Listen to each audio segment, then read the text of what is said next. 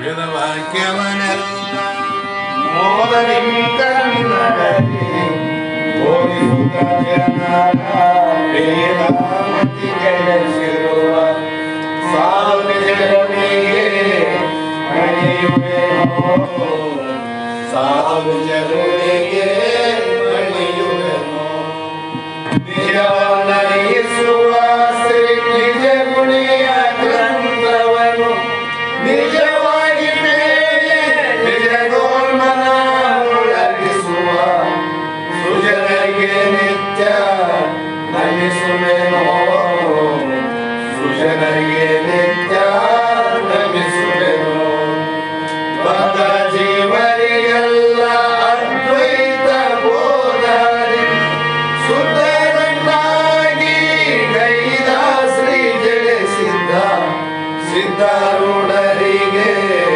ನಂದನಂತೆ ಸಿದ್ಧಾರೂಢರಿಗೆ ನಂದನಂತೆ ಬಾಳ ಬಲವೇ ವೇದಾಂತಕ್ಕೆ ಸರಿ ಬಾಳ ಗರ್ಜನೆ ಕೇಳುವ ತನಕ ಬಾಳ ಮೂರ್ತರಿಪ್ಪಗೆ ಶಾಸ್ತ್ರವೆಂಬುವ ನರಿಗಳು ಬಾಳ ಶಕ್ತಿಯ ಸುರುವ ಗರ್ಜನೆ ಬಾಳ ಕೇಳಿದ ಬಳಿಕ ಕೂಗವು ಬಾಳ ಕೇಳಲು ಬೇಕು ವೇದಾಂತೆಂಬ ಶಾಸ್ತ್ರವನ್ನು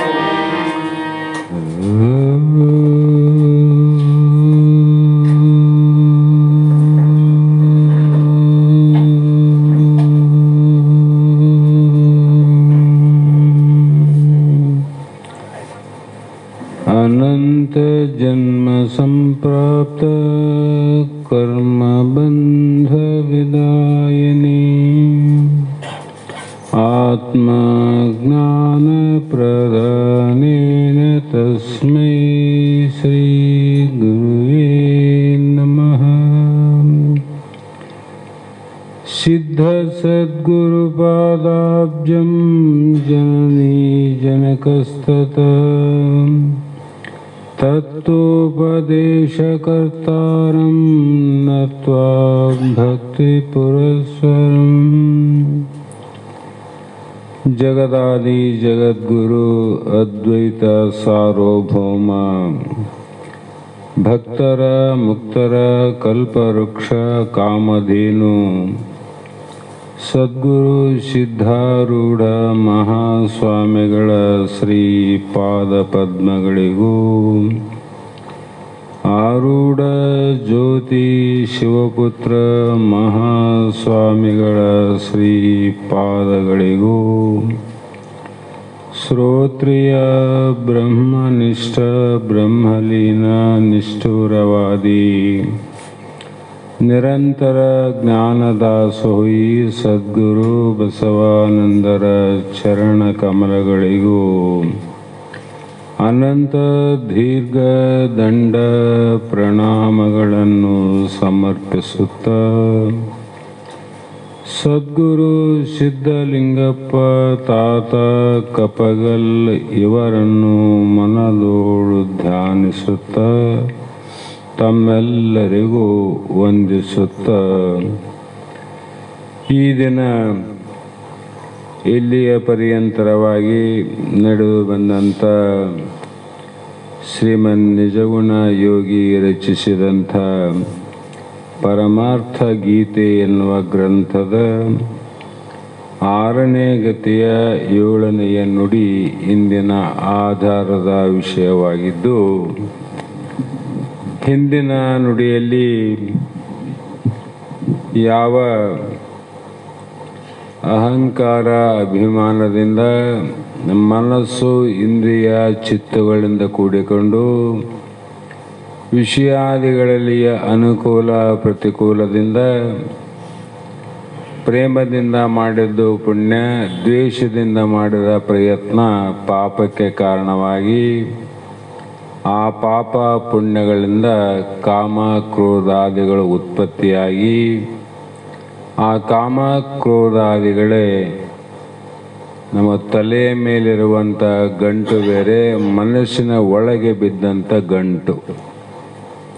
ಕಾಮ, ಕ್ರೋಧ, ಲೋಭ, ಮೋಹ, ಮದ, ಮತ್ಸರ ಇವು ಎಲ್ಲಿ ಬಿದ್ದವ್ರಿಗೆ ಗಂಟು ಅಂದರೆ ಕೂದಲಿಗೆ ಗಂಟು ಬಿದ್ದಿಲ್ಲ, ಹಗ್ಗಕ್ಕೆ ಗಂಟು ಬಿದ್ದಿಲ್ಲ, ಸರಪಳಿಗೆ ಗಂಟು ಬಿದ್ದಿಲ್ಲ. ಇದು ಮನುಷ್ಯನ ಒಳಗೆ ಬಿದ್ದಂಥ ಗಂಟು. ಅಂದರೆ ಆ ಗಂಟಿನಲ್ಲಿ ಬೀಳಬೇಕಾಗಿತ್ತಂದರೆ ಆ ಮನಸ್ಸು ಎಷ್ಟು ಸೂಕ್ಷ್ಮ ಇರ್ಬೋದಂತ. ಕೂದಲಿಗೆ ಗಂಟು ಹಾಕ್ಲಿಕ್ಕೆ ಬರಂಗಿಲ್ಲ, ಗಂಟು ಹಾಕಿದ್ರೆ ಬಿಚ್ಚಕ್ಕೆ ಬರಂಗಿಲ್ಲ, ಕತ್ತರಿಸ್ಬೇಕು ಕೂದಲಿಗೆ ಗಂಟು ಹಾಕಿದ್ರೆ ಬಿಚ್ಚಕ್ಕೆ ಬರ್ತದ? ಅಂಥ ಕೂದಲಿನ ಗಂಟೆ ಬಿಚ್ಚಲಿಕ್ಕೆ ಅಸಾಧ್ಯ ಆದಂದಾಗ ಕೂದಲು ಕಾಣ್ತದಿಲ್ಲ. ಮನಸ್ಸು ನಿರಾಕಾರ. ಆ ನಿರಾಕಾರವಾದ ಮನಸ್ಸಿನಲ್ಲಿ ಗಂಟು ಬಿದ್ದವು ನೋಡ್ರಿ. ಕಾಮದ ಗಂಟು, ಕ್ರೋಧದ ಗಂಟು, ಲೋಭದ ಗಂಟು, ಮೋಹ, ಮದ, ಮತ್ಸರದ ಗಂಟು. ಈ ಗಂಟು ಯಾವಾಗಲೂ ಮನಸ್ಸನ್ನು ಒಂದು ಕಡೆ ನಿಶ್ಚಲವಾಗಿ ನಿಲ್ಲದಂತೆ ಯಾವಾಗಲೂ ವಾಯುವಿನಂತೆ ಚಲಿಸುತ್ತದೆ ಈ ಮನಸ್ಸು. ಗಾಳಿಯಂತೆ ಒಂದೇ ಕಡೆ ಇರಂಗಿಲ್ಲ.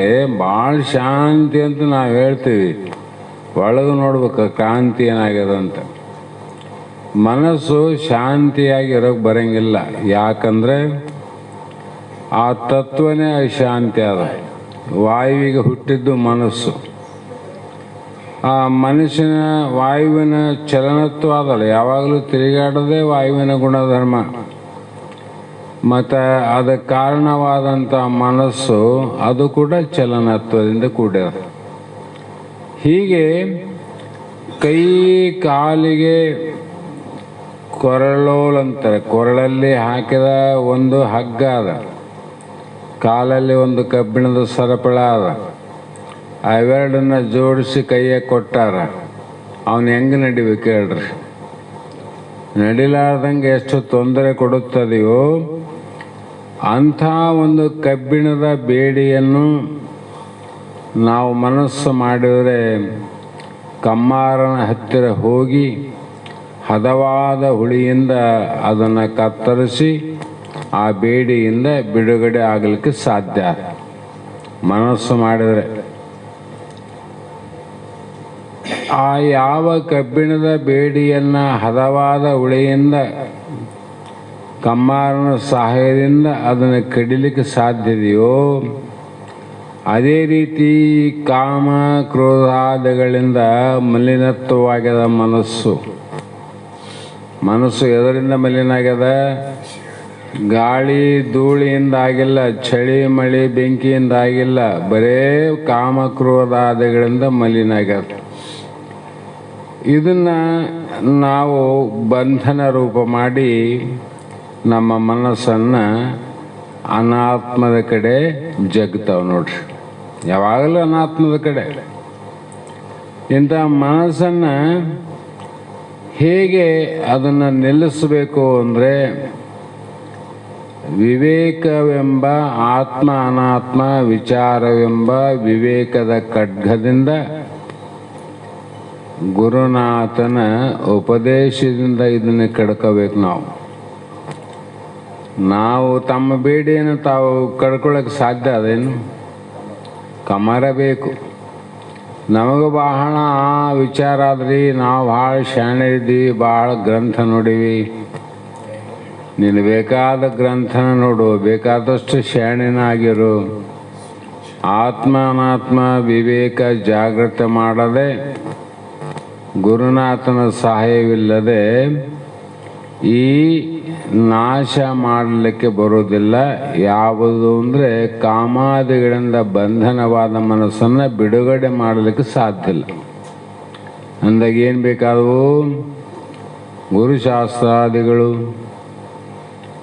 ಗುರುಶಾಸ್ತ್ರ ಇಲ್ಲದೆ ಬೇಕಾದ ಪಂಡಿತರು ಆರಂದ್ರೆ ಇರಬಹುದು ಅನ್ಬೇಕು ವಿನಃ ನಾವು ನಂಬಲಿಕ್ಕೆ ಹೋಗಬಾರ್ದು. ಹುಳಿನೇ ಇಲ್ಲ, ಕಬ್ಬಿಣನೇ ಇಲ್ಲ, ಅವನು ಬೇಡಿಯಿಂದ ಬಿಡುಗಡೆ ಆಗ್ಯಾನಂದ್ರೆ ಹೆಂಗೆ ಸಾಧ್ಯ ಅಂತ ಬೇಕೇ ಇಲ್ಲ ಅದಕ್ಕೆ ಅನುಭವಕ್ಕೆ. ಗುರುಶಾಸ್ತ್ರಾದಿಗಳೇ ಇಲ್ಲದೆ ನಮ್ಮ ಮನಸ್ಸು ಬಹಳ ಶಾಂತಿ ಆಗ್ಯದ, ನಿಷ್ಕಲ್ಮಶವಾಗ್ಯದ, ಪರಿಶುದ್ಧ ಆಗ್ಯದ. ಯಾವುದ ಕಡೆ ನಮ್ಮ ಮನಸ್ಸು ಹರಿದಾಡ್ತಿಲ್ಲ, ಆತ್ಮನ ಕಡೆ ಅದು ಬಡಿದಾಡ್ತದಂತ ಹೇಳುವಂಥ ವ್ಯಕ್ತಿಗಳು ಬಹಳ ಮಂದಿ ಇದ್ದರೂ ಕೂಡ ಪ್ರಮಾಣಪೂರ್ವಕವಾಗಿ ಅವರು ಸಾಧನೆ ಮಾಡಿದರೆ ಹೌದು ಅನ್ಬೇಕು, ಹೌದು ಅನ್ಲೇಬೇಕು. ಇಲ್ಲದೆ ಹೇಳಿದರೆ ಹೌದನ್ರಿ, ನಂಬಕ್ಕೆ ಹೋಗ್ಬೇಡ್ರಿ. ಹೌದನ್ನ ಗಂಟೇನು ಹೋಗ್ಯದ. ನಾವು ಮುಕ್ತರನ್ನು ಮಾಡ್ತೇವೆ ಅವ್ರನ್ನ? ಇಲ್ಲ. ನಾವೇನು ಅವ್ರಿಗೆ ಶಾಪ ಕೊಡ್ತೇವೆ? ಇಲ್ಲ. ಅದು ನೋಡೋಕೆ ಯಮಧರ್ಮನ, ಅವ್ರ ಅಧಿಕಾರಿಗಳಾರ ಅವ್ರು ನೋಡ್ತಾರೆ.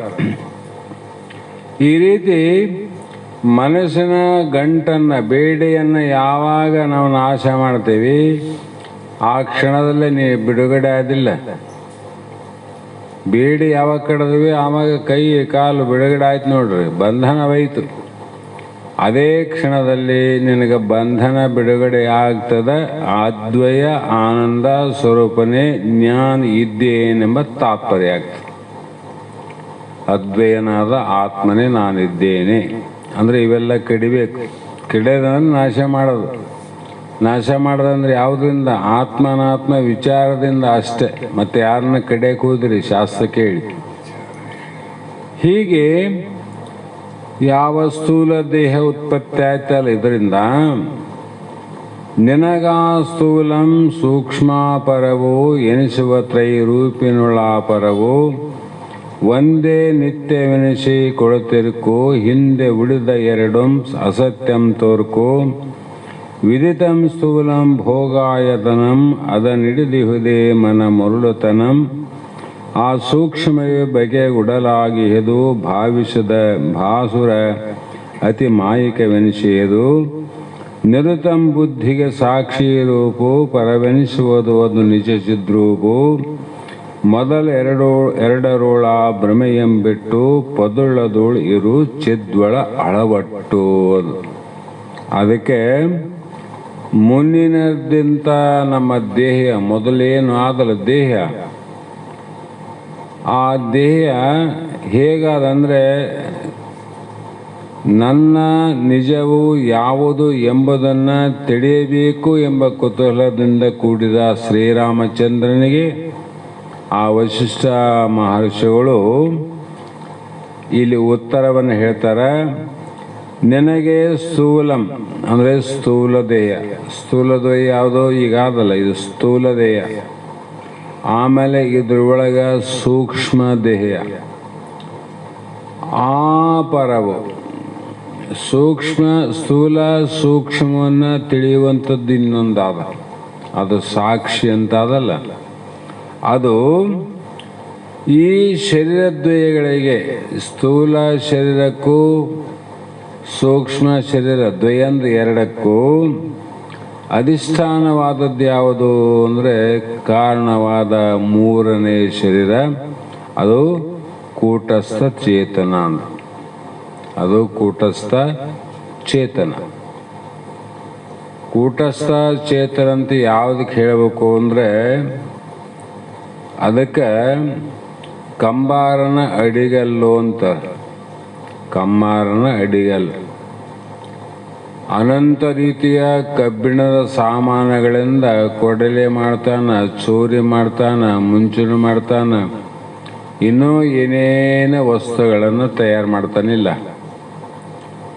ಅದಕ್ಕೆ ಅಧಿಷ್ಠಾನ ಯಾವುದಂದ್ರೆ ಆತನ ಮುಂದೆ ಇರುವಂಥ ಕಬ್ಬಿಣದ ಅಡಿಗಲ್ಲು. ಇಷ್ಟೆತ್ರ ಕಬ್ಬಿಣದಿರ್ತದೆ. ಕಾದ ಕಬ್ಬಿಣವನ್ನು ಅಡಿಗಲ್ಲ ಮೇಲೆ ಇಟ್ಟು ಮೇಲೆ ಒಬ್ಬನ ದೊಡ್ಡ ಸುತ್ತಿಗೆ ತಂದು ಬಿಡಿತಾನೆ. ಈತ ತೋರಿಸ್ತಾನೆ, ಎಲ್ಲಿ ತೋರಿಸ್ತಾನ ಅಲ್ಲೇ ಏಟು ಬಿಡ್ಬೇಕಾದ. ಅಂದರೆ ಯಾವ ಆಕಾರದ ವಸ್ತು ತಯಾರಾಗಬೇಕಾದ ಆ ವಸ್ತು ತಯಾರಾಗ್ತದೆ. ಕಮ್ಮಾರ ಇಲ್ಲಿ ತೋರಿಸಿದ ಇವನು ಇಲ್ಲಿ ಬಡಿದ್ರೆ ಅದು ವಸ್ತು ಕೆಟ್ಟ ಹೋಗ್ತದೆ. ಏನ ಮಾಡೋಕ್ಕೋಗಿ ಏನೋ ಆಗ್ತದೆ. ಆ ಒಂದು ಅಡಿಗಲ್ಲಿನ ಮೇಲೆ ತಾನು ಬಡಿತಾನ, ಮೇಲೆ ಒಬ್ಬ ಬಲವಾದ ಮನುಷ್ಯ ದೊಡ್ಡ ಸುತ್ತಿಗೆ ತಾಂಡು ಬಡಿತಾನೆ. ಎಷ್ಟು ಬಡಿದ್ರು ಕೂಡ ಕಬ್ಬಿಣದ ಸಾಮಾನುಗಳು ಬದಲಾವಣೆ ಆಗ್ತಾವೆ. ಕುರ್ಚಿ ರೂಪ ಆಗ್ಬೋದು, ಕುಡಗಾಲ ರೂಪ ಆಗ್ಬೋದು, ಇಡಿಗ ಆಗ್ಬೋದು, ಪಲಗ ಆಗ್ಬೋದು, ಮುಂಜಾನೆ ಏನಂತಲ್ಲ ಅದು ಆಗ್ಬೋದು. ಅದರ ಅಡಿಗಲ್ಲಿ ಏನು ಆಗ್ತದೇನು? ಅದಕ್ಕೆ ಏಟು ಬಿದ್ದಿಲ್ಲೇನು? ಮತ್ತು ಏಟು ತಿಂದಂಥ ಈ ಕಬ್ಬಿಣ ರೂಪಾಂತರವಾಗಿ ಬೇರೆ ಬೇರೆ ಆದವು. ಅಡಿಗಲ್ಲಿಗೆ ಏಟು ಬಿದ್ದರೆ ಅದು ಯಾಕೆ ಬದಲಾವಣೆ ಆಗಲಿಲ್ಲ? ಅದು ಆಗೋದಿಲ್ಲ.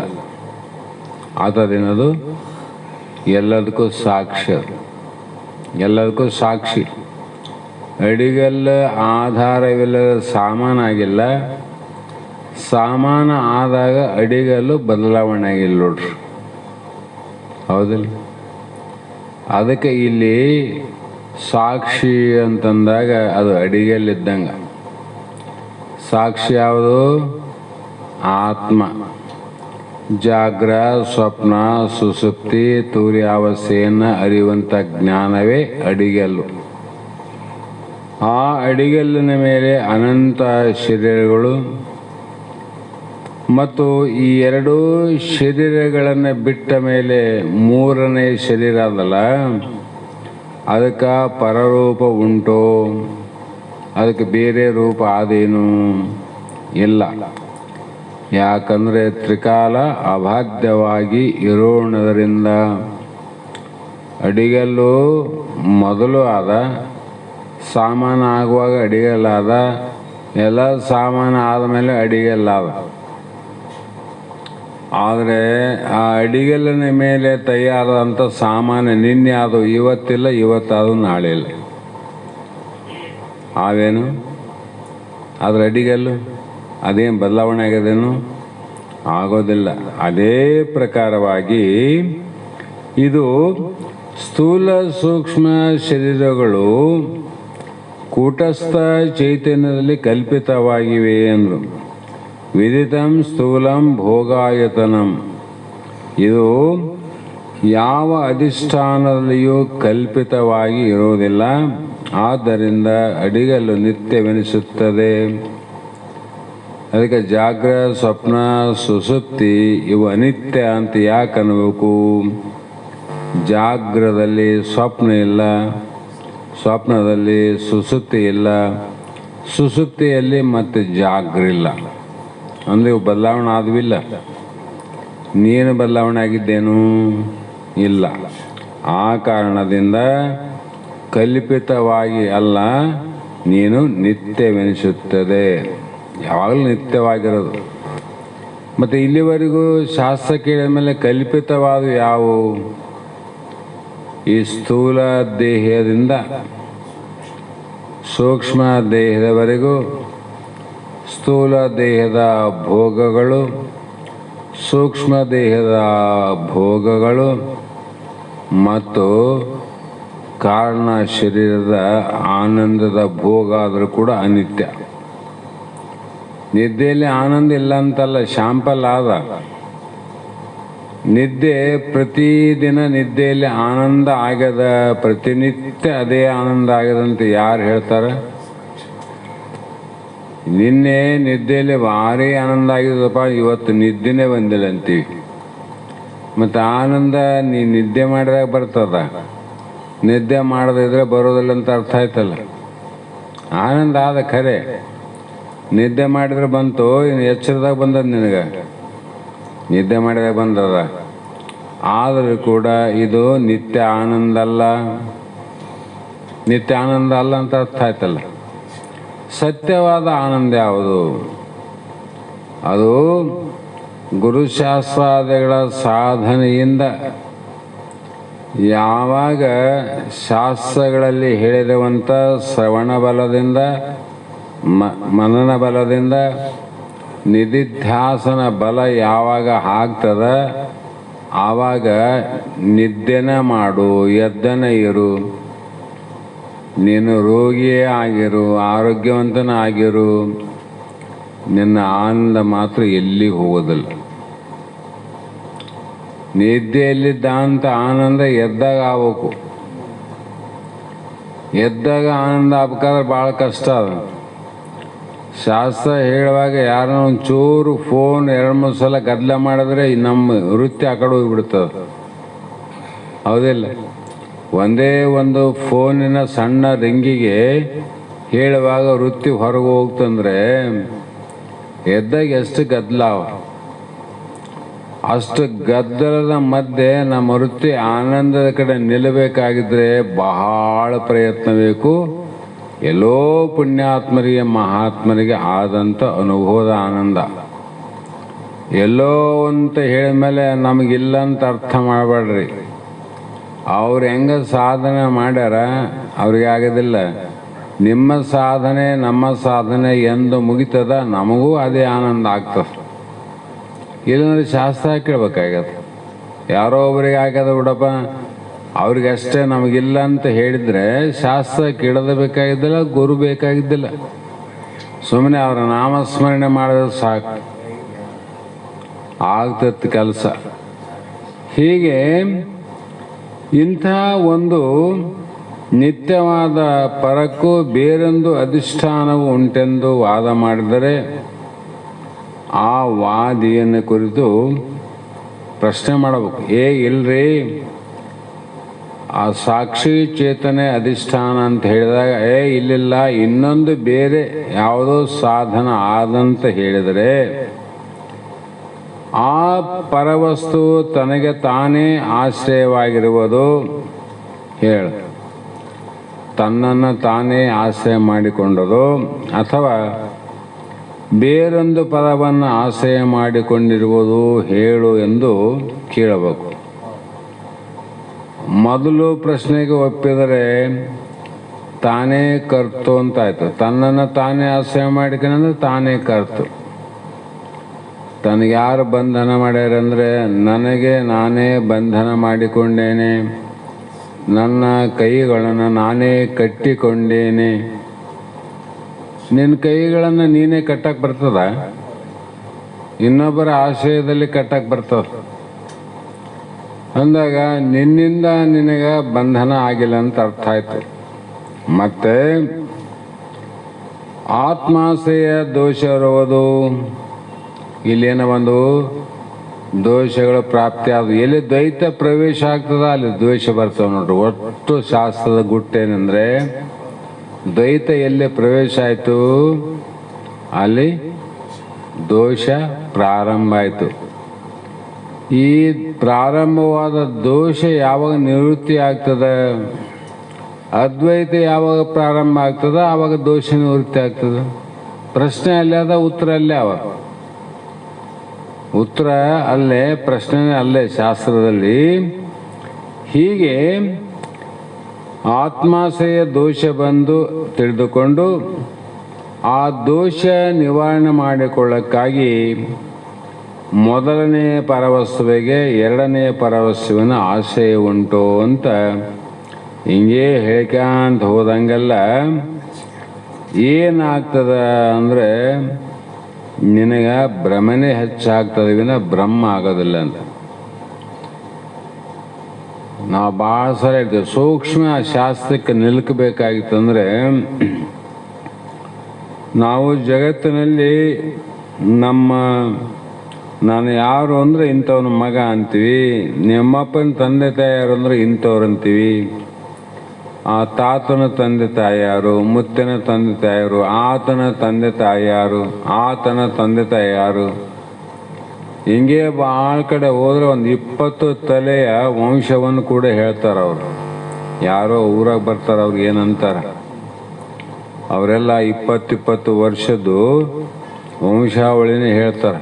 ನಿಮ್ಮ ಬೀಗರು ಎಳಗುರು, ನೀವು ಬೀಗ್ರಿ ಊರಾಗಾರ, ಮಗಳನ್ನ ಇಂಥ ಊರಿಗೆ ಕೊಟ್ಟಿರಿ, ಅವ್ರ ಮಗಳನ್ನ ಇಂಥ ಊರಾಗಾರ ಅಂತ ಅವರು ಬರ್ಕೊಂಡಿರ್ತಾರೆ, ಅದನ್ನು ಹೇಳಿ ಹೋಗ್ತಾರೆ. ಹೀಗೆ ನಾವು ವಿಚಾರ ಮಾಡ್ತಾ ಮಾಡ್ತಾ ಹೋದಾಗ ಪರಮಾತ್ಮನೇ ಜಗತ್ತಿಗೆ ಕಾರಣ ಅಂದೀವಿ. ಆ ಪರಮಾತ್ಮನಿಗೆ ಯಾರು ಕಾರಣ ಅಂದರೆ ಮತ್ತು ಇನ್ನೊಬ್ಬ ತಾನಂತ ಹೇಳಕ್ಕೆ ಬರ್ತದೆ. ಆನ್ ಅಂತ ಹೇಳಿದೆ, ಆತಗೆ ಯಾರಂದರೆ ಆನ್ ಅಂತ ಹೇಳಿದೆ, ಆತಗೆ ಯಾರಂದರೆ ಆನ್ ಅಂತ ಹೇಳಿದೆ. ಇದನ್ನು ಏನಾಯ್ತು ನಿನಗೆ? ಆಶಯ ದೋಷಗಳೇ ಬಲ ಆದವು ವಿನ ನಿನಗೆ ಮೋಕ್ಷದ ಅರಿವು ಆಗೋದಿಲ್ಲ ಅಂತ. ಹೀಗೆ ಚಕ್ರಪತಿ ದೋಷ ಅಂತಾರೆ ಅದಕ್ಕೆ. ಇವ್ರಿಗೆ ಅವ್ರ ಕಾರಣ, ಅವ್ರಿಗೆ ಅವ್ರ ಕಾರಣ, ಅವ್ರಿಗೆ ಅವ್ರ ಕಾರಣ ಅಂತ ಚಕ್ರಪತಿ ದೋಷ. ಹೀಗೆ ಅಧಿಷ್ಠಾನವು ಯಾರಿ ಸಾಕ್ಷಿ ಚೇತನ ಕೂಟಸ್ಥನಿಗೆ ಇನ್ನೊಬ್ಬ ಅಧಿಷ್ಠಾನ ಇಲ್ಲ, ಅವನೇ ಅಧಿಷ್ಠಾನ. ಹಾಗಾಗಿ ಶ್ರುತಿ ಆದರೂ ಕೂಡ ಏನು ಹೇಳ್ತಾವಂದರೆ ಏಕಂ ಏವಂ ಅದ್ವಿತೀಯ ಪರಬ್ರಹ್ಮ, ಒಬ್ಬನೇ ನೀನಂತ, ಬೇರೊಂದು ಆಶ್ರಯವಿಲ್ಲ. ಪರಮಾತ್ಮ ಜಗತ್ತಿಗೆ ಆಶ್ರಯಕರ್ತನಾದರೂ ಕೂಡ ಪರಮಾತ್ಮನಿಗೆ ಇನ್ನೊಬ್ಬರ ಆಶ್ರಯ ಇಲ್ಲ, ಸ್ವತಂತ್ರ ಪರಮಾತ್ಮ, ಹೌದಿಲ್ಲ? ಹಾಗಾಗಿ ಪರವಸ್ತು ನಿತ್ಯವಾಗಿರುತ್ತದೆ, ಉಳಿದ ಸ್ಥೂಲ ಸೂಕ್ಷ್ಮ ಶರೀರಗಳು ಎರಡು ಸುಳ್ಳಾಗಿರುತ್ತವೆ. ಯಾವ ಸುಳ್ಳ? ಎರಡೇ ಉಳಿಸು, ಒಂದು ಉಳಿಸಿದ್ರೆ ಈಗ ಎರಡು ಇಲ್ಲಿ ಕಿತ್ತು ಹಾಕಿದ್ರು. ಸೂಕ್ಷ್ಮತನೂ ನಿನಗಿಲ್ಲ, ಸ್ಥೂಲನೂ ನಿನಗಿಲ್ಲ. ಇಲ್ಲ ಅಂತ ಹೇಳ್ತಾರಲ್ರಿ, ಪ್ರತ್ಯಕ್ಷ ನಾವು ಸ್ಥೂಲ ಶರೀರದಿಂದ ಕೇಳಕತ್ತೀವಿ, ಸ್ಥೂಲ ಶರೀರ ಸಾಧನೆಯಿಂದ ಹೇಳಕತ್ತೀವಿ. ಸುಳ್ಳಂತ ಹೆಂಗೆ ಹೇಳ್ತೀರಿ ಅಂದರೆ, ಇವರು ಸುಳ್ಳು ಅಂದರೆ ಇರಬಾರ್ದಂತ ನಿನ್ನ ಕಲ್ಪನೆ, ಕಾಣಬಾರದು. ಸುಳ್ಳಾದ ವಸ್ತು ಕಾಣಬಾರದು, ಇರಲಾರ್ದ ವಸ್ತು ತೋರಬಾರ್ದು ಅಂತಿದೆಯಲ್ಲ.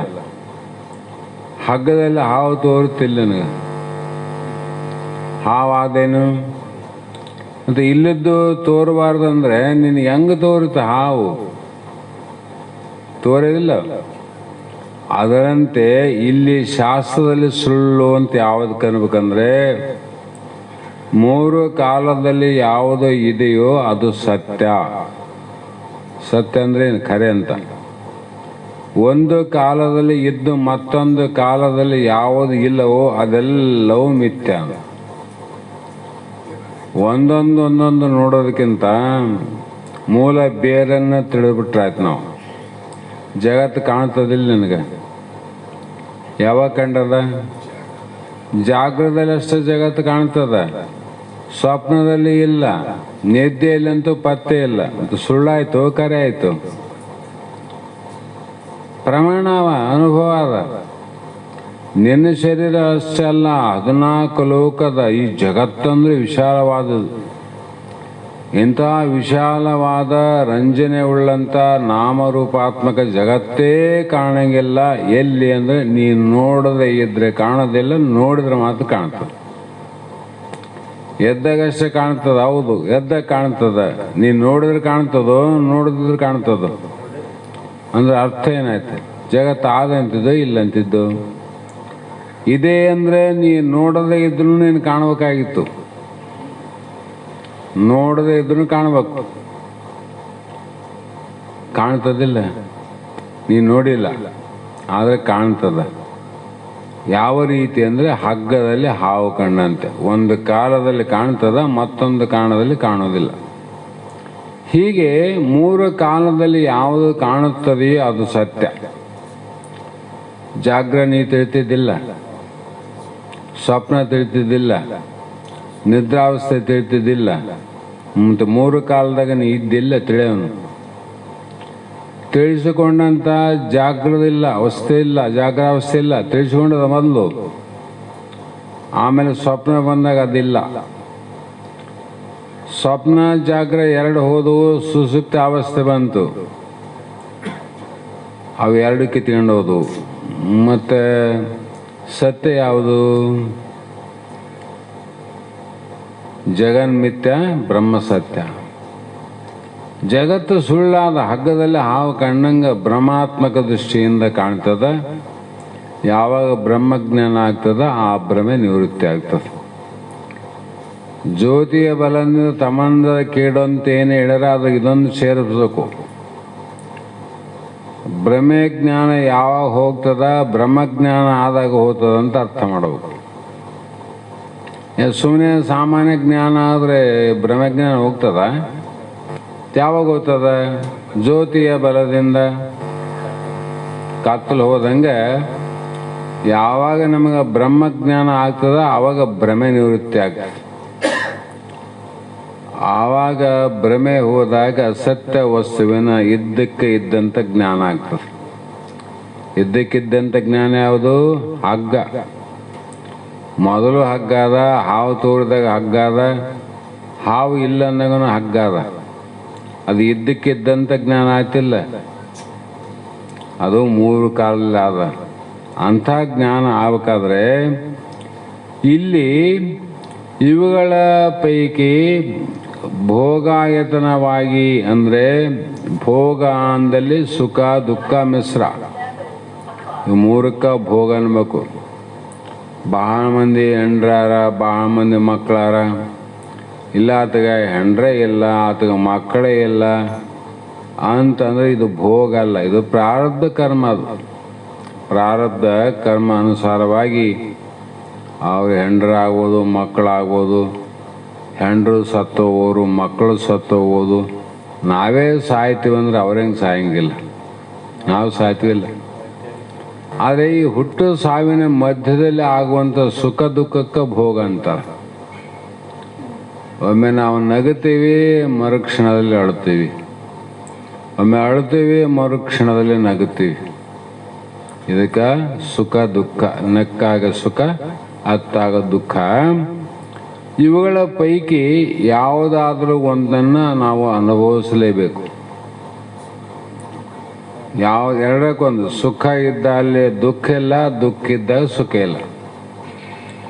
ಕಾರಣ ಏನಂದರೆ ಭೋಗ ಒಂದು ಸುಖ ಕೊಟ್ಟಾಗ ದುಃಖ ಇರಂಗಿಲ್ಲ, ದುಃಖ ಕೊಡುವಾಗ ಸುಖ ಇರಂಗಿಲ್ಲ. ಇವು ಎರಡು ಯಾವಾಗಲೂ ಸಮವಾಗಿ ಇರೋನು ಅಲ್ಲ. ಕತ್ತಲು ಬೆಳಕಿದ್ದಂಗೆ, ಕತ್ತಲಿದ್ದಾಗ ಬೆಳಕಿಲ್ಲ, ಬೆಳಕಿದ್ದಾಗ ಕತ್ತಲಿಲ್ಲ. ಹೀಗೆ ಅನುಭವಿಸಬೇಕು. ಇದಕ್ಕೆ ಆಶ್ರಯವಾಗಿ ಇರೋಣರಿಂದ ಭೋಗಾಯತವೆನಿಸುತ್ತದೆ. ಇದಕ್ಕೆ ಯಾರು ಕಾರಣ ಅದಪ್ಪ? ಮನಸ್ಸೇ ಕಾರಣ ಆಯ್ತಲ್ಲ ಭೋಗಕ್ಕೆ. ನಿನ್ನೆ ಭಾಳ ಬಿಡಿಸಿವಲ್ಲ, ಇದಕ್ಕೆಲ್ಲ ಮೂಲ ಕಾರಣ ಯಾವುದು? ಅಜ್ಞಾನ ಅಂತ. ಈ ಲೋಕದಲ್ಲಿ ಜನಕ್ಕೆ ಏನಾಗಿದೆ ಅಂದರೆ, ಒಂದು ಮನೆಗಿದ್ದ, ಆ ಮನೆಯಲ್ಲಿ ಇರ್ತಾ ಇರ್ತಾ ಇರ್ತಾ ಆ ಮನೆಯನ್ನೇ ತಾನಂತ ಭ್ರಮೆ ಆಯ್ತು ಅವನಿಗೆ. ಏನಾಯ್ತು? ಮನೆಯೇ ತಾನೆಂದು ತಿಳ್ಕೊಂಡವನು. ಆದ್ದರಿಂದ ಘಟದಂತೆ ದೃಶ್ಯವಾದ ಶರೀರವು ತಾನಲ್ಲ. ಮನೆ ನಾನಂತ ತಿಳ್ಕೊಂಡಾಗ ಮನೆ ಅವನಾಗೇನೇನು? ಮನೆಗಿಂತ ಬೇರೆಯಾನ. ಮನೆ ತಾನಲ್ಲ, ಬೇರೆ ಆಗಿದ್ದು ತಾನು ಅಲ್ಲದೇ ಇದ್ದರೂ ಕೂಡ ಮನೆ ನಾನು, ಮನೆ ನಾನು ಅಂತ ನಾವು, ನಂದು ಮನೆ, ನಂದು ಮನೆ. ಅದು ಯಾಕೆ ಆ ಮನೆ ತಾನಲ್ಲ ಅಂದರೆ ಮನೆಗಿಂತ ಅವನು ಬೇರೆ ಅನ, ಭಿನ್ನ ಅಂತಾರೆ ಶಾಸ್ತ್ರದಲ್ಲಿ, ಭಿನ್ನ. ಹಾಗಾಗಿ ಇಲ್ಲಿ ಘಟದಂತೆ ದೃಶ್ಯವಾದ ಶರೀರವು ತಾನಲ್ಲ.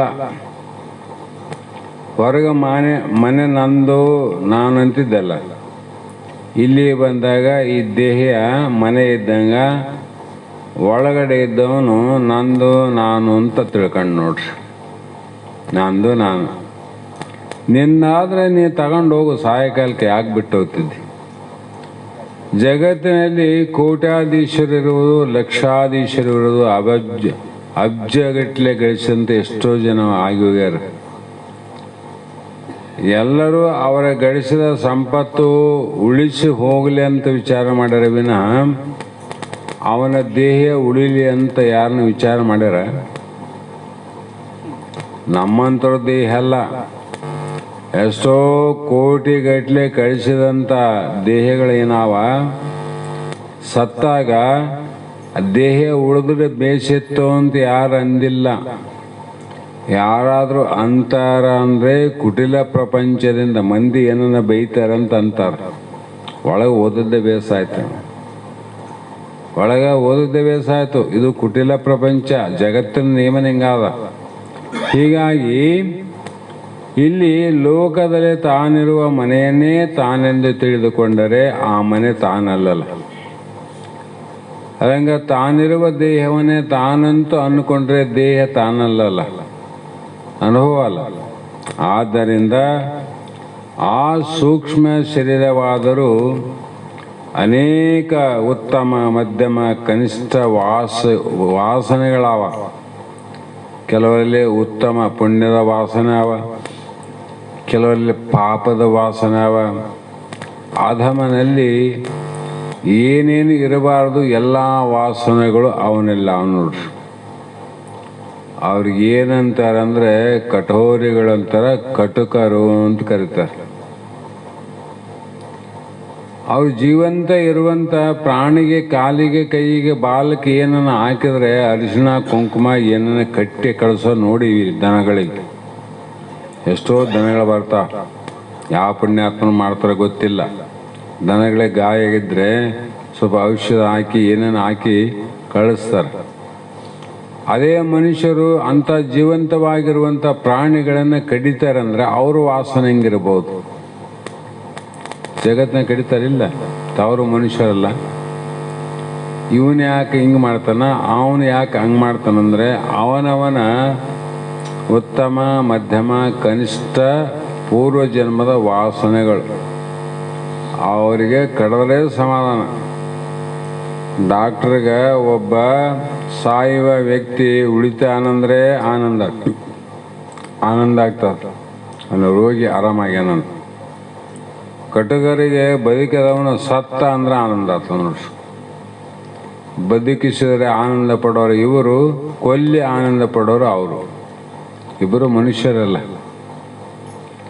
ಯಾಕೆ ಹಿಂಗಾಗ್ತವ ಅಂದರೆ ಅವರವರ ಪೂರ್ವ ಜನ್ಮದ ಕನಿಷ್ಠ ಪಾಪದ ವಾಸನೆಗಳು ಹೆಚ್ಚಾಗಿದ್ರೆ ಬರೀ ಅದೇ ಕೆಲಸ, ಹಿಡಿ ಒಡಿ ಬಡಿ ಕಡಿ.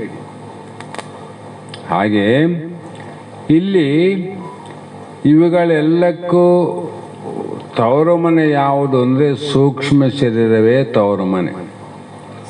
ಸೂಕ್ಷ್ಮ ತನುವಿನಲ್ಲೇ ವಾಸನೆ ಇರ್ತಾವ.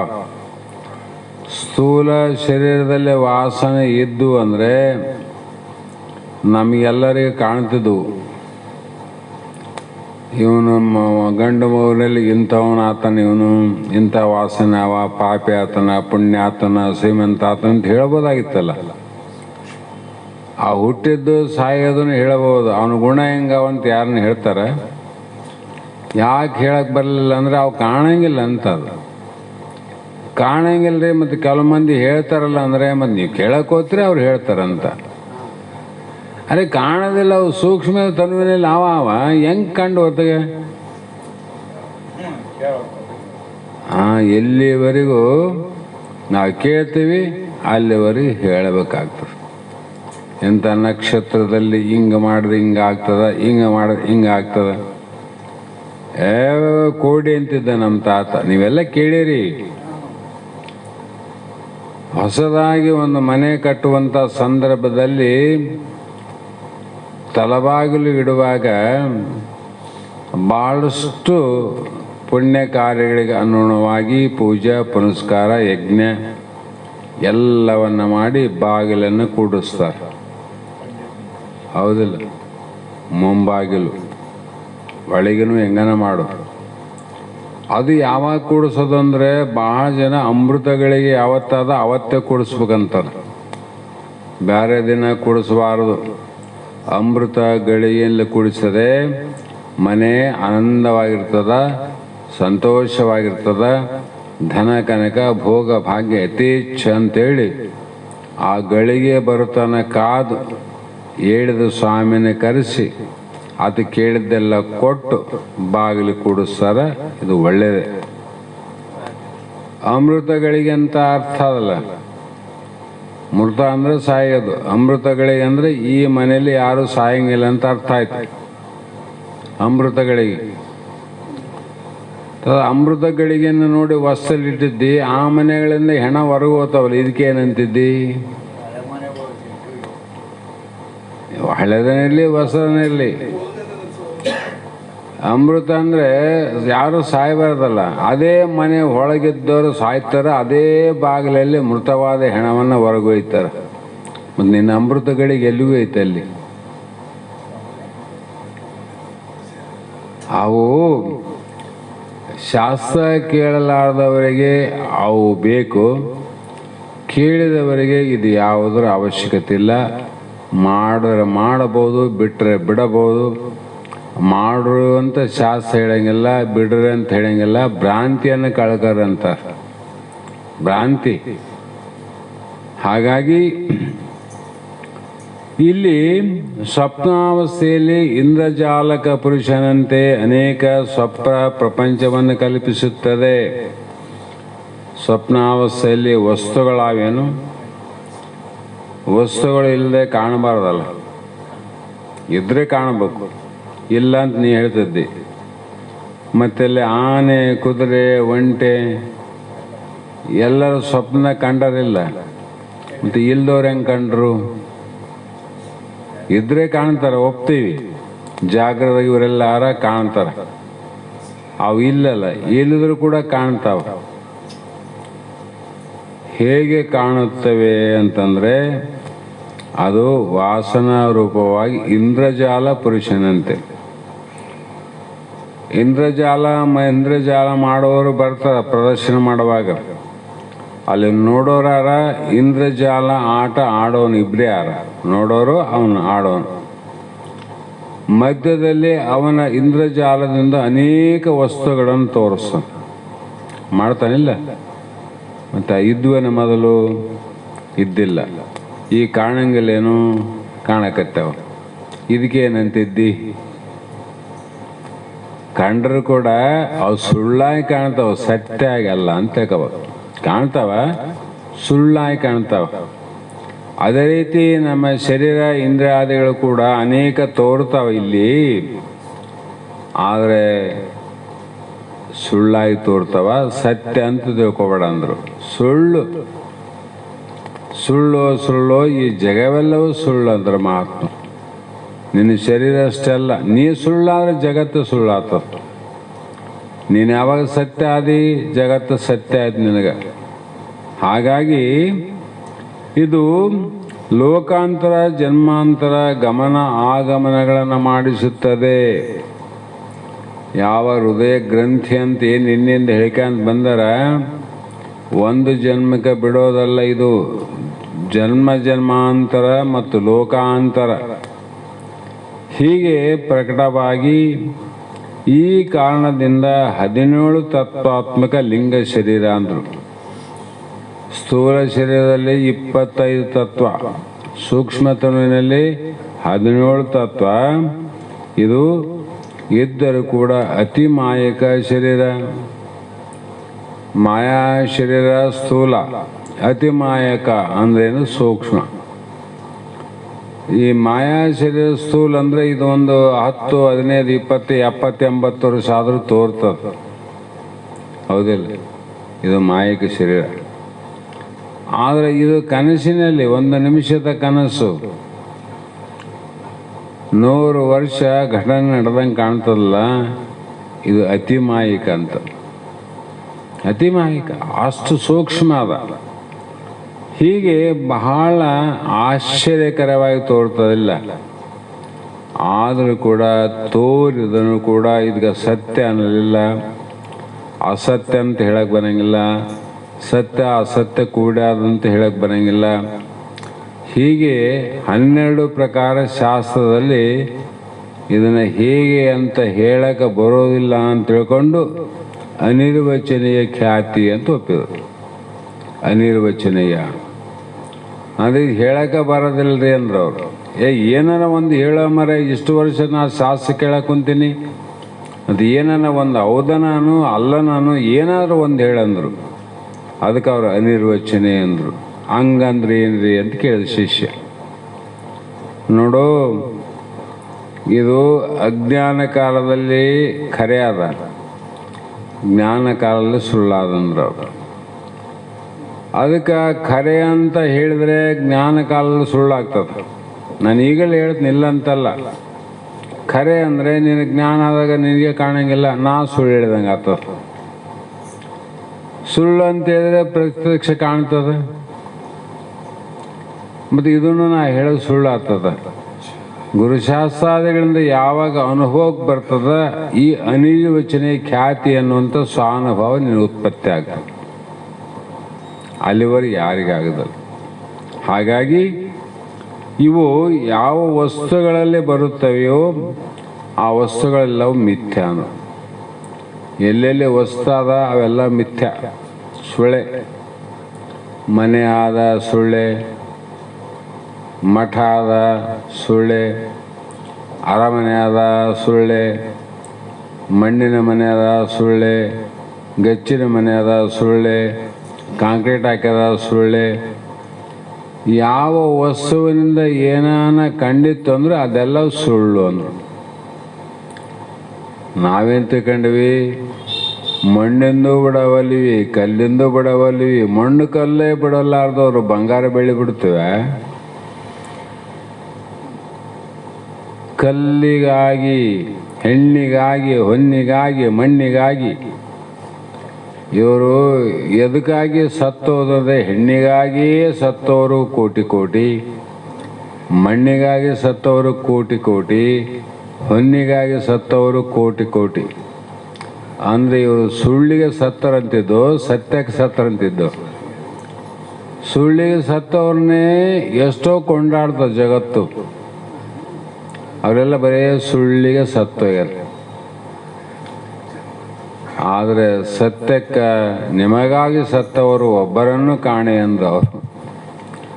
ಅವ್ರ ಹೆಣ್ಣುವನ್ನು ಮಣ್ಣಿಗಾಗಿ ಭಾಳ ಮಂದಿ ಸತ್ತೋಗ್ಯಾರ. ಆದರೆ ನಿನಗಾಗಿ, ನೀನಂದ್ರೆ ಯಾರು? ಇರೋವನು, ಸತ್ಯವಾದ ಸ್ವರೂಪದವನು. ಅವನನ್ನು ಕಂಡು ನೋಡಿ ಸತ್ತವರನ್ನು ಒಬ್ಬರನ್ನು ಕಾಣೆ ಅಂದ್ರೆ ಅವರು ಒಬ್ಬರನ್ನು ಕಾಣೆ ಅಂದ್ರೆ ಹಂಗೆ ಅನ್ನಕ್ಕೆ ಬರಬಾರ್ದಂತೇಳಿ ಅಲ್ಲೆಲ್ಲಿ ಆರಂತ ಹೇಳ್ಬೇಕಾಗಿದೆ. ಕೂಡಲ ಸಂಗಮ ದೇವನಲ್ಲದೆ, ಕೂಡಲ ಸಂಗಮ ಅನ್ನೋದು ಮತ್ತೊಬ್ಬರಿಲ್ಲ, ಗುಹೇಶ್ವರ. ನಮ್ಮ ಗುಹೇಶ್ವರಲ್ಲದೆ ಮತ್ತೊಬ್ಬರಿಲ್ಲ ಅಂದ ಪ್ರಭುದೇವರು ಕಂಡ ನೋಡು ಸತ್ಯವಸ್ಸ. ಅದಂಗೆ ಅಲ್ಲೆಲ್ಲೆಲ್ಲೆಲ್ಲಿ ಮಹಾತ್ಮರು ಕಂಡರವಿನ ಉಳಿದವರೆಲ್ಲ ಸುಳ್ಳನ್ನೇ ಕಂಡವರು ಅಂತ. ಹಾಗಾಗಿ ಅಧಿಷ್ಠಾನವಾದ ಯಾವ ಸಾಕ್ಷಿ ಸ್ವಯಂ ಪ್ರಕಾಶ ಆನಂದ ಸ್ವರೂಪ ಉಂಟೋ ಅದೇ ನೀನಾಗಿದ್ದಿ. ನಿರುತಂ ಬುದ್ಧಿಗೆ ಸಾಕ್ಷಿಕ ರೂಪು ಪದವೆನಿಸುವುದು ಅದು ನಿಜ ಚಿದ್ರೂಪು. ಮೊದಲೆರಡೊಳ ಭ್ರಮೆ ಎಂಬಿಟ್ಟು ಪದಳದೊಳಿರು ಚಿದ್ವಳ ಅಳವಟ್ಟು. ಅಂದರೆ ಈ ರೀತಿ ಎಲ್ಲವನ್ನ ತ್ಯಾಗ ಮಾಡಂದ್ರು ನೋಡ್ರಿ. ಎಲ್ಲವನ್ನ ತ್ಯಾಗ ಮಾಡಂದ್ರೆ ಏನು ಮಾಡ್ರಿ? ನೀ ಏನು ಮಾಡಿದ್ದಪ್ಪ ಅಂತ ಕೇಳ್ತಾರಲ್ಲಿ ಕೆಲವು ಮಂದಿ. ಅವನೇನು ಬಿಟ್ಟನ್ರಿ, ಏನು ತ್ಯಾಗ ಮಾಡಿಲ್ಲ, ಅವನು ಬಿಟ್ಟಿಲ್ಲ ಬಿಡಪ್ಪ, ನೀ ಕೇಳಿದ್ದೆಲ್ಲ ನೀನೇನು ಬಿಟ್ಟಿದ್ದಂತ ಕೇಳೋದು ಸಹಜ. ಅವ್ರು ಬಿಟ್ಟಿಲ್ಲ ಅಂದಾಗ ಗೊತ್ತು. ಅವೇನು ಬಿಡ್ತಾವ್ರಿ? ಅವೇನು ಮನೆ ಬಿಟ್ಟವ, ಮಾರು ಬಿಟ್ಟವ, ಸಂಸಾರ ಬಿಟ್ಟವ. ನೀನೇನು ಬಿಟ್ಟಿದ್ದಪ್ಪ ಸ್ವಾಮಿ ಅನ್ಬೇಕು. ನೀನೇನು ಬಿಟ್ಟಿದ್ದಿ? ನಾವು ಮನೆ ಬಿಟ್ಟಿವಿ, ಈಗೆಲ್ಲಿರ್ತೀರಿ? ಮಠದಾಗಿರ್ತೀವಿ. ಅರೇ ಏನೈತಿ? ಮನೆ ಬಿಟ್ಟು ಮಠದಾಗಿದ್ದು ಮಠನೇ ನಂದು ಅಂತ ಕುಂತೆ ಅಂದರೆ ದೊಡ್ಡ ಭ್ರಮೆಯಲ್ಲಿ ಬಿದ್ದಿದ್ದೆ ಅಂತ. ಮನೆ ಸಣ್ಣದ ಅಂತ ಬಿಟ್ಟಿದ್ದಿ, ಮಠ ದೊಡ್ಡದ ಅಂತ ಬಂದಿದ್ದಿ. ಏನು ಬಿಟ್ಟಿದ್ದಿ? ಒಂದು ವೇಳೆ ಇವೆರಡನ್ನೂ ಬಿಡಬಹುದು. ಮನೆಯನ್ನು ಬಿಡಬಹುದು, ಮಠವನ್ನು ಬಿಡಬಹುದು. ಆದರೆ ಈ ಶರೀರದಲ್ಲಿ ಇರುವಂಥ ಇವೇನು ಆವಲ್ಲ ಇಲ್ಲಿವರೆಗೆ ಕೇಳಿರಲ್ಲ, ಇವುಗಳ ಮೇಲೆ ಭ್ರಮೆಯನ್ನು ಬಿಡುವುದು ನಿಜವಾದ ತ್ಯಾಗ. ದೇಹದ ಮೇಲೆ ಮೋಹವನ್ನು ಬಿಡುವುದೇ ನಿಜವಾದ ತ್ಯಾಗ. ಅದು ಬೇರು ಬೀಜ ತನ್ನಲ್ಲಿಟ್ಕೊಂಡು ಹಣ್ಣು ಮಾರಾಟ ಮಾಡಿದಂಗೆ ನಾವು ಕೆಲಸ. ಬೀಜ ನಮ್ಮಲ್ಲಿ ಅವ, ಮತ್ತು ಅದು ಬೆಳೆದು ಹಣ್ಣು ಮಾರದಪ್ಪ. ನಾವೇ ನಮ್ಮಲ್ಲಿ ಹಣ್ಣಿಲ್ಲ ಮರೆ, ಬೀಜ ಅವಲ್ಲ. ಮತ್ತೆ ಬಿತ್ತಿದ್ರೆ ಬೆಳಿತೇಬವು. ಅದಕ್ಕೆ ನಿಜವಾದ ತ್ಯಾಗಿ ಪುರುಷರಂತ ಯಾರಿಗೆ ಹೇಳ್ಬೇಕಂದ್ರೆ ದೇಹದ ಮೇಲೆ ತನು ತಾನಲ್ಲ, ತನು ತನ್ನದಲ್ಲ ಅಂತ ಎರಡನ್ನ ಶರೀರಗಳಲ್ಲಿ ಬಿಟ್ಟು ನಾನೆಂಬ ಭ್ರಾಂತಿಯನ್ನು ಸುಟ್ಟಂಥ ವ್ಯಕ್ತಿಗೆ ನಿಶ್ಚಿಂತದಿಂದ ಸುಖವಾಗಿ ಚಿತ್ ಸ್ವರೂಪದಲ್ಲಿ ಇರಕ್ಕೆ ಬರ್ತದೆ. ಸುಮ್ಮನೆ ಸ್ವರೂಪದಲ್ಲಿ ಇರಕ್ಕೆ ಬರಂಗಿಲ್ಲ. ಆ ಮಟ್ಟಕ್ಕೆ ಹೋಗ್ಬೇಕಾದ್ರೆ ಏನು ಮಾಡಬೇಕಲ್ಲ? ಏನು ಮಾಡಂಗಿಲ್ಲ. ನೀವು ಎಲ್ಲಿ 3 ಲೋಕಕ್ಕೆ ಹೋಗಿ ಬಂದರೂ ಕೂಡ ಮತ್ತೆ ಇದೇ ಶಾಸ್ತ್ರ ಶ್ರವಣ ಮಾಡಬೇಕು, ಮತ್ತೆ ಗುರುವಿಗೆ ದಾಸನಾಗಬೇಕು, ಶಾಸ್ತ್ರಗಳ ವಾಸನೆ ಇರಬೇಕು. ಆ ವಾಸನೆ ಸುಟ್ಟು ತಾನು ಈಶನಾಗಲಿಕ್ಕೆ ಮತ್ತೆ ಇದೇ ಜನ್ಮ ಬೇಕು, ಮತ್ತು ಇದೇ ಶಾಸ್ತ್ರ ಬೇಕು. ಆವಾಗ ಇಲ್ಲಪ್ಪ ನಿಜಗುಣ ಶಾಸ್ತ್ರ ಬಿಟ್ಟು ಬರೇ ಮಂತ್ರೋಪದೇಶ ಆದ್ರೆ ಮುಕ್ತರಾಗ್ತೀವಿ ಅಂದರೆ ಹೊಡ್ರಿ ಬಂಡಿ ಹೋಗಲಿ. ಅದು ಏನು ಹೇಳ್ತದೆ ಅದನ್ನ ಅರ್ಥನೇ ಮಾಡೋರು. ಅದು ಮಂತ್ರ ಏನು ಹೇಳ್ತದೆ? ಓಂ ನಮಃ ಶಿವಾಯ ಹೇಳ್ತದಿಲ್ಲ. ಅಲ್ಲಿ ಅದ್ರಾಗ 2, ಒಂದು ವಾಚಾರ್ಥ, ಒಂದು ಲಕ್ಷಾರ್ಥ. ಓಂ ನಮ, ಓಂ ಅಂದರೆ ಬ್ರಹ್ಮ, ನಿನಗೆ ವಂದನೆಗಳು. ಮತ್ತು ಅದೇ ನಾನಿದ್ದೀನಿ ನಮಃ ಶಿವಾಯ, ಮತ್ತು ಅದೇ ನಾನಿದ್ದೀನಿ. ಈ 2ರ ವಾಚಾರ್ಥ ಲಕ್ಷಾರ್ಥವನ್ನು ತಿಳ್ಕೊಳ್ಳೋಕೆ ಮಂತ್ರ ಉಪದೇಶವನ್ನು ಮಾಡಿದ ಮೇಲೆ ಗುರು ಮಂತ್ರದ ಅರ್ಥವನ್ನು ಶಿಷ್ಯರಿಗೆ ಹೇಳಬೇಕು. ಅದು ಶಾಸ್ತ್ರನೇ ಅದ. ಮತ್ತು ಅದರಿಂದ ಹುಟ್ಟವೆ ಶಾಸ್ತ್ರ. ಶಾಸ್ತ್ರದಿಂದ ಮಂತ್ರ ಹುಟ್ಟಿಲ್ಲ, ಮಂತ್ರಗಳಿಂದ ಶಾಸ್ತ್ರ ಹುಟ್ಟ್ಯಾವ. ಮಂತ್ರದ ಅರ್ಥ ಇಲ್ಲದ, ಶಾಸ್ತ್ರದಲ್ಲಿ ಅದ. ಮಂತ್ರದ ಅರ್ಥ ಇರೋದೇ ಶಾಸ್ತ್ರದಲ್ಲಿ. ಅರ್ಥದ ಅನುಭವ ಯಾರಿಲ್ಲ ಅದನ್ನೇ ಗುರುನಾಥನಲ್ಲಿ. ಇವು 3 ಕಾರ್ಯ. ಮಂತ್ರ ಏನು ನಮ್ಮ ತಾತ ಹೇಳ್ತಾನೆ, ಎಲ್ಲನ್ನು ನೋಡು ಪುಸ್ತಕದಲ್ಲೇ ಗೋಡೆ ಮೇಲೆ ಎಲ್ಲಿ ಬೇಕಲ್ಲಿ ಬರ್ತಾರ. ಗುರುವಿನಿಂದ ಯಾಕೆ ಆ ಮಂತ್ರ ಉಪದೇಶ ಆಗಬೇಕು? ಗುರು ಯಾಕೆ ಬೇಕಾದ? ಮಂತ್ರದ ಅನುಭವ ಆತ ಗೊತ್ತದ. ಅದಕ್ಕೆ ಕೆಮ್ಮಾಪುರದಾಗ ಹೇಳಿದ್ನಲ್ಲ ಮೊನ್ನೆ, ನಾನು ಕೇಳಿದ್ರಲ್ಲಿ ಲಕ್ಷ್ಯ ಕೊಟ್ಟು, ಗುಂಡು ಕೈಲಿ ಹೊಡೆದ್ರೆ ಇಲ್ಲಿ ಸಾಯಂಗಿಲ್ಲ, ಸಾಯ್ತದ. ಬಂದೂಕಿನಾಗ ಹಾಕಿ ಹೊಡೆದ್ರೆ ಹುಲಿ ಸಾಯ್ತದ. ಅದೇ ಗುಂಡು ಕೈಲಿ ಹೋಗಿದ್ರೆ ಇಲ್ಲಿ ಸಾಯಂಗಿಲ್ಲ, ಮನೆಗೆ ಹಂಗೆ ಓಡಾಡ್ತದ. ಆ ಗುಂಡಿಗೆ ಇಲ್ಲಿ ಸಾಯದೆ ಇದ್ದಂಥದ್ದು ಗುಂಡು ಆ ಬಂದೂಕಿನ ಒಳಗೆ ಹಾಕಿ ಹೊಡೆದ್ರೆ ಹುಲಿ ಸಾಯ್ತದೆ, ಸಾಯ್ತದಿಲ್ಲ. ಅರಂಗ ಮಹಾಮಂತ್ರದ ಉಪದೇಶ ಅನ್ನುವುದು ಶ್ರೋತ್ರಿಯ ಬ್ರಹ್ಮನಿಷ್ಠನಿಂದ ಉಪದೇಶ ಆಗಿ ಅದು ಮಂತ್ರದ ಅರ್ಥವನ್ನು ಬೋಧಿಸಿ ಒಳಗೆ ಇರುವಂಥ ಅಜ್ಞಾನ ಅನ್ನುವಂಥ ಸಿಂಹವನ್ನು, ಹುಲಿಯನ್ನು ನಾಶ ಮಾಡ್ತದೆ. ಬರೇ ಮಾತು ವಚನ ಅಂತ ಯಾಕಂದ್ರು ಬಂದಕ್ಕಿದ್ದಂಗಂತ ಗುರುವಿನ ಅನುಭವದಿಂದ ಮಂತ್ರೋಪದೇಶ ಆಗ್ಬೇಕದು. ಇಲ್ಲ ಅಂದರೆ ವಚನದಿಂದ ಇಲ್ಲಿ ಕೂಡ ಸಾಯಂಗಿಲ್ಲ, ಇಲ್ಲಿನೂ ಸಾಯಂಗಿಲ್ಲ. ಅದಕ್ಕೆ ಶ್ರೀ ಗುರು ವಚನದಿಂದ ಅಧಿಕ ಸುಧೆ ಉಂಟೆ. ಅವನು ಮಾತಿನಲ್ಲಿ ನೋಡ್ರಿ, ವಚನದಲ್ಲಿ ಅಂದರೆ ಉಪದೇಶ. ಯಾಕೆ ಬಂತು ಇಂಥ ತಾಕತ್ತು ಅಂದರೆ ಅದು ಇಂದ ಉಪಾಧಿ ಆದಲ್ಲ. ಬಂದೂಕದಾಗ ಗುಂಡು ತೆಗೆದು ಹೋಗದೆ ಇಲಿ ಸಾಯಲಿಲ್ಲ, ಬಂದೂಕಿನಾಗ ಹಾಕಿ ಹೊಡೆದೆ ಹುಲಿ ಸಾಯ್ತು. ಬ್ರಹ್ಮನಿಷ್ಠೆಯಿಂದ ಬಂದಂಥ ಮಂತ್ರೋಪದೇಶ ಅಜ್ಞಾನವನ್ನು ನಾಶ ಮಾಡ್ತದೆ. ಯಾರಿಂದ? ಬ್ರಹ್ಮನಿಷ್ಠ. ಮತ್ತು ಬ್ರಹ್ಮನಿಷ್ಠತ್ವ ಇಲ್ಲದೆ ಅದೇನು ಮಂತ್ರ ಉಪದೇಶ ಆಯಿತು ಅಂದರೆ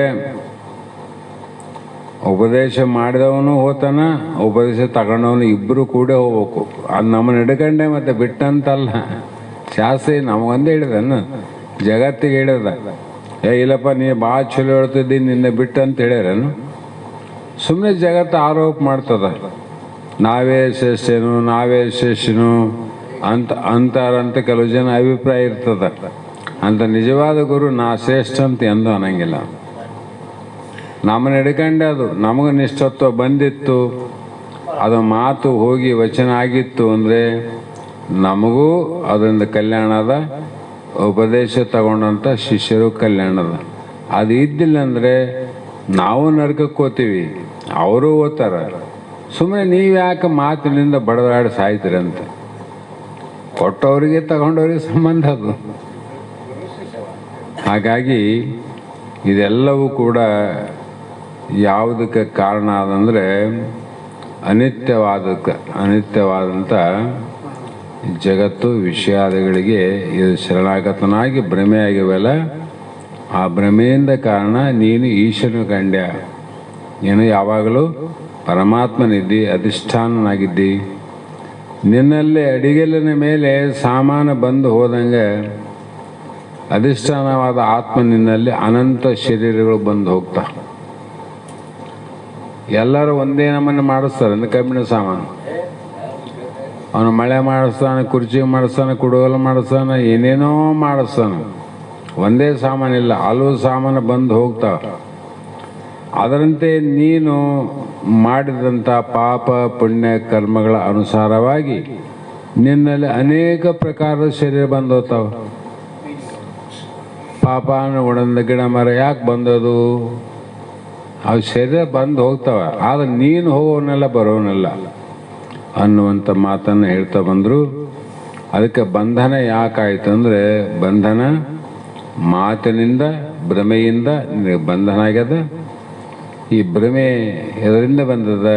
ಮಾತಿನಿಂದ ಭ್ರಮೆಯಿಂದ ಬಂಧನ ಆಗ್ಯದ. ಆ ಗುರುವಿನ ವಚನ ಉಪದೇಶದಿಂದ ನೀನು ಬ್ರಹ್ಮಜ್ಞಾನವನ್ನು ಪಡೆದುಕೊಂಡು ಜನನ ಮರಣ ಜರಾಮರಣದಿಂದ ಮುಕ್ತನಾಗುವಂತಕ್ಕಂಥ ಮಾತನ್ನು ಇಲ್ಲಿವರೆಗೆ ಹೇಳ್ತಾ ಬಂದರು. ಇಲ್ಲಿಗೆ ಸಮಯ ಆದ ಕಾರಣ ನಾಳೆ ದಿನ ಪುನಃ ವಿಚಾರ ಮಾಡೋಣ ಅನ್ನುವಂಥ ಮಾತನ್ನು ಹೇಳ್ತಾ ಇವತ್ತಿನ ಶಾಸ್ತ್ರದ ವಾಕ್ ಪುಷ್ಪಗಳನ್ನು ಗುರುಪಾದಕ್ಕೆ ಸಮರ್ಪಿಸಿ ನಾವು ನೀವು ಕೃತಾರ್ಥರಾಗೋಣ ಅನ್ನುವಂಥ ಮಾತನ್ನು ಹೇಳ್ತಾ ಮಂಗಳವನ್ನು ಪ್ರಾರಂಭ ಮಾಡಿರಿ.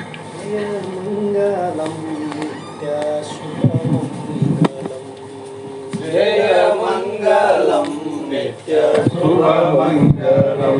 ಜಯ ಮಂಗಲಂ ನಿತ್ಯ ಶುಭಮಂಗಲಂ. ಜಯ ಮಂಗಲಂ ನಿತ್ಯ ಶುಭಮಂಗಲಂ. ಜಯತು ಜಗದಾಚಾರ್ಯ ವರನಿಕರಕೆ. ಜಯ ಮಂಗಲಂ ನಿತ್ಯ ಶುಭಮಂಗಲಂ. ಜಯ ಮಂಗಲಂ ನಿತ್ಯ ಶುಭಮಂಗಲಂ. ಭೇದಮತ ವೃಕ್ಷಗಳ ಛೇದಿಸುತ್ತ ಶ್ರುತಿ ಪ್ರೋಕ್ತ ವಾದ ಪರಮದ್ವೈತ ಘನಮತವನು ಮೋದದಿಂ ಸ್ಥಾಪಿಸುತ್ತನೇ ದರೆಯನುದ್ಧರಿಸಿರ್ಪ ಆದಿ ಶ್ರೀ ಗುರು ಶಂಕರಾಚಾರ್ಯಗೆ. ಜಯ ಮಂಗಲಂ ನಿತ್ಯ ಶುಭಮಂಗಲಂ. ಜಯ ಮಂಗಲಂ ನಿತ್ಯ ಶುಭಮಂಗಲಂ. ಬದ್ಧ ವಿಷಯದ ಬಲೆಗೆ ಬಿದ್ದು ಒದ್ದಾಡುತ್ತೀಹ ಬದ್ಧಾತ್ಮರನ್ನು ಕಂಡು ಕರುಣದಿಂದ ಶುದ್ಧಾತ್ಮ ನೀನೆಂದು ಬುದ್ಧಿಗೇರಿಸಿ ಬಿಡದೆ ಉದ್ಧರಿಸಿದಂತ ಶ್ರೀ ಸಿದ್ಧಾರೂಢಗೆ. ಜಯ ಮಂಗಲಂ ನಿತ್ಯ ಶುಭಮಂಗಲಂ. ಜಯ ಮಂಗಲಂ ನಿತ್ಯ ಶುಭಮಂಗಲಂ. ಮನಸ್ಸಿಗೂ ಮಾತಿಗೂ ಚಿನ್ಮಯನು ಗೋಚರಿಸಿ ಮೌನ ವ್ಯಾಖ್ಯಾನದಿಂ ಪ್ರಕಟಿತನೆಂಬಂತೆ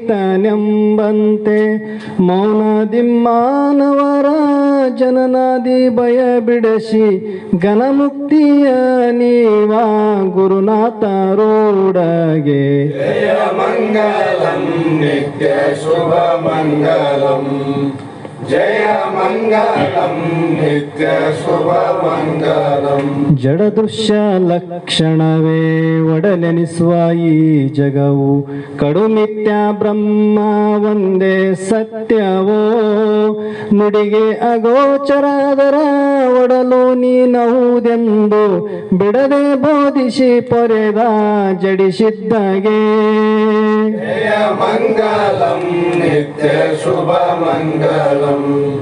जय मङ्गलं नित्य शुभ मङ्गलं ಶಿವಜೀವರಲಿ ಭೇದ ತವೆ ಪುಡ್ಕಲಿಲ್ಲೆಂಬ ಸುವೇಕ ಅಳವಡಿಸಿ ಶ್ರುತಿ ಮತದಲ್ಲಿ ಭವಭಯವ ಕೆಡಸುತ್ತ ಸವೆಯದಾನಂದವನು ಜವದಿತ್ತ ಶ್ರೀ ಶಂಕರಾನಂದಗೆ जय मङ्गलं नित्य शुभ मङ्गलं जय मङ्गलं नित्य शुभ मङ्गलं ಪುಷಿ ಮಾಯೆ ಪುಷಿ ಜೀವ ಪುಷಿಯಾದ ಸಂಸಾರ ಬೆಸೆಗೆ ನಿನ್ನಲ್ಲಿಲ್ಲ ಎಂದೆಂದಿಗೂ ಅಸಮ ಸುಜ್ಞಾನದಿ ಮುಸಕಿದ ಜ್ಞಾನವನು ದೆಸೆಗಡಿಪ ಬಸವಂತ ದೇಶಿಕನಿಗೆ जय मङ्गलं नित्य शुभ मङ्गलं जय मङ्गलं नित्य शुभ मङ्गलं ಪರಮ ನಿಜ ಗುಣಯೋಗಿ ವಿರಚಿಸಿದ ವೇದಾಂತ ಸುರಸ ಸಾಹಿತ್ಯಯುತ ಷಟ್ಶಾಸ್ತ್ರಕ್ಕೆ ಪರಿಕಿಸುತ್ತ ಟೀಕೆ ತಾತ್ಪರ್ಯವನು ಬರೆದಿಳೆಯ ನರರನ್ನು ಉದ್ಧರಿಸಿರ್ಪ